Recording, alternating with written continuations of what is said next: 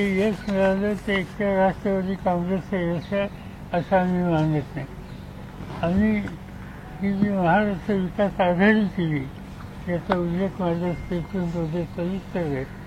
त्या आघाडीच्या वतीनं आणि विशेषतः काँग्रेस पक्ष आणि उद्धव ठाकरेंच्या नेतृत्वाखालची शिवसेना आणि आमचे सहकारी या सगळ्यांनी एकत्रित देवाभावाच्या वतीनं काम करण्याची भूमिका घेतली आणि त्यामुळे हे यश जसं आम्हाला मिळालं राष्ट्रवादीला तसं काँग्रेसला मिळालं आणि उद्धव ठाकरेंच्या नेतृत्वाखालच्या पक्षाला सुद्धा मिळालं. आणि या जे मी सुरुवातीला सांगितलं की परिवर्तनाचं वातावरण आहे आणि आम्ही तिघही एकत्रित राहून उद्याच्या काळामध्ये आमची धोरणं ठरवू आणि महाराष्ट्राच्या जनतेची सेवा करायची खबरदारी घेऊ एवढंच या ठिकाणी मला सांगायचं आहे. उद्याची बैठक ही दिल्लीला आज संध्याकाळी करेल ठरेल आणि ती झाली तर त्या बैठकीला माझी उपस्थिती असेल. आज काही टेलिव्हिजनवर बातमी आहे किंवा मी चंद्रबाबूंशी बोललो आणखीन कोणाशी बोललो त्याच्यात काही तथ्य नाही. मी काही कोणाशी बोललेलं नाही. बोलणं माझं झालं असेल तर ते काँग्रेस अध्यक्ष आणि काँग्रेस नेतृत्व यांच्याशी झालं बाकी कुणाच्या संबंधित नाही. या चर्चा करणं इतरांशी याबद्दलचं धोरण हे राष्ट्रीय पातळीवरचे आमचे सगळे सहकारी आहेत त्यांच्याशी विचारविनिमय करून केलं जाईल. सर सगळे म्हणतात की तुमचं वय झालं आहे. या ठिकाणी हे सिद्ध झालं आहे की टायगर बुडा हुआ तो क्या हुआ लेकिन जिंदा है. सर हिंदीमध्ये प्लीज ब्रीफ करा सगळं. तर मराठी एकदम होते मराठी झाल्यावर हिंदी घेऊ. मदत तुम्हाला पुढच्या कालावधीमध्ये मिळेल असं वाटतं का? नितीश कुमार यांची मदत तुम्हाला पुढे मिळेल असं वाटतं? माहिती नाही. माझं काही त्यांच्याशी बोलणं झालं नाही. त्याचा राज्याचे प्रमुख आहेत आणि त्यामुळे त्याची माहिती असल्याशिवाय त्याचा मी कॉमेंट करणं योग्य नाही. माझा त्यांचा सुसंवाद आत्ता झालेला संबंध आहेत पण आत्ता बोलणं झालेलं नाही. सर बारामती जागा होती त्यावर काटेकी टक्कर होईल असं म्हटलं जात होतं मात्र निकाल तुमच्या बाजूने लागलेला आहे त्याच्याबद्दल काय सांगा? याचा उमेदवाराला विचारावं.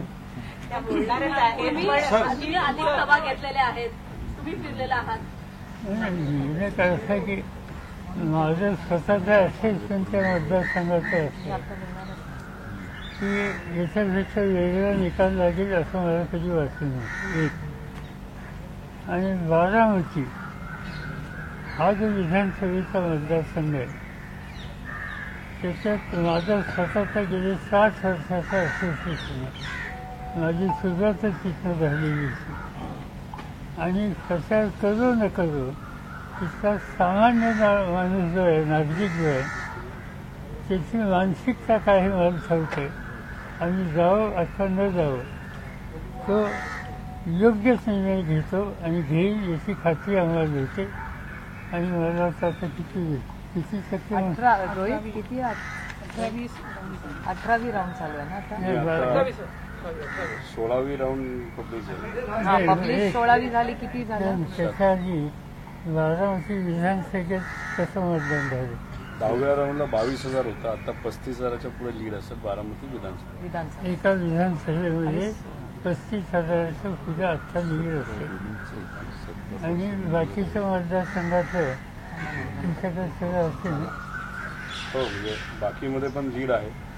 खडकवासला थोडंसं कमी आहे. बाकी सगळे लीड आहे. बाकी सगळे तालुके गेल्या वेळेसपेक्षा खडकवासला चांगलं. टोटल किती लीड आत्ता अजून या क्षणी आता 16व्या राऊंडला रफली 76,000च्या आसपास आहे आणि अजून 3-4 राऊंड अजून आहेत. 6 ते 7 राऊंड बाकी अच्छा आहे. 6 ते 7 आजचा निकाल लागला आहे.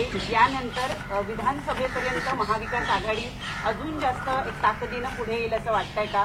चर्चा अशा होत्या की हा लोकसभेचा निकाल महाविकास आघाडीला सुद्धा म्हणजे वेगवेगळं करतील. सगळे पक्ष वेगवेगळीकडे दिसतील. तुम्हाला काय वाटतं?